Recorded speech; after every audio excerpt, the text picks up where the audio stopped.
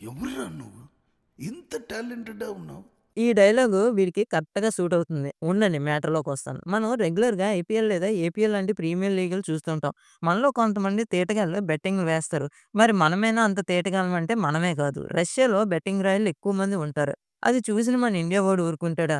గుజరాత్‌కి చెందిన సోయబ్ దావడా అతనికి క్రికెటర్ అవ్వాలని కోరిక. కానీ మన వాడు కనీసం గల్లీ క్రికెట్‌కి కూడా సెలెక్ట్ అవ్వలేదు. దానికి కారణం మన వాడికి బెట్టింగ్ అంటే పిచ్చి. అది చూసిన వాళ్ళ ట్రైనర్ "నువ్వు రష్యా వెళ్లి క్రికెట్ బెట్టింగ్ యాప్స్ గురించి తెలుసుకో" అని రష్యాకి పంపాడు. అప్పుడు షోయబ్ వెళ్లి అక్కడ చిన్న చిన్న పనులు చేసుకొని క్రికెట్ బెట్టింగ్ మీద ఫుల్ నాలెడ్జ్ సంపాదించాడు.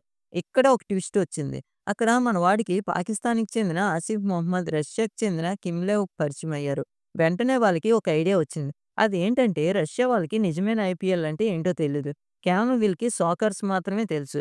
నీవు ఇండియాకి వెళ్లి ఒక ఎంప్టీ గ్రౌండ్‌ని సేమ్ క్రికెట్ స్టేడియం లాగా సెట్ చెయ్యి. అక్కడి నుండి లైవ్ పెట్టు. మిగతాదంతా మేము టెలిగ్రామ్ లింకుల ద్వారా ఇక్కడ ప్రసారం చేస్తాం.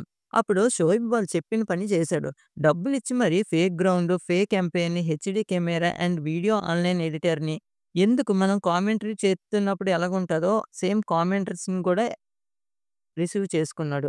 మ్యాచ్ లైవ్ పెట్టాడు. పాపం రష్యా వాళ్ళకి తెలీదు గదా! వాళ్ళు ఇలాగే ఈ మ్యాచ్ మీద బెట్టింగ్ వేయడం స్టార్ట్ చేశారు.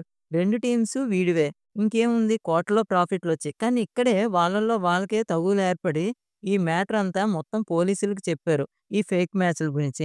ఇంకేముంది పోలీసులు మన వాడిని అరెస్ట్ చేసి కథను కంచికి తీసుకెళ్లారు.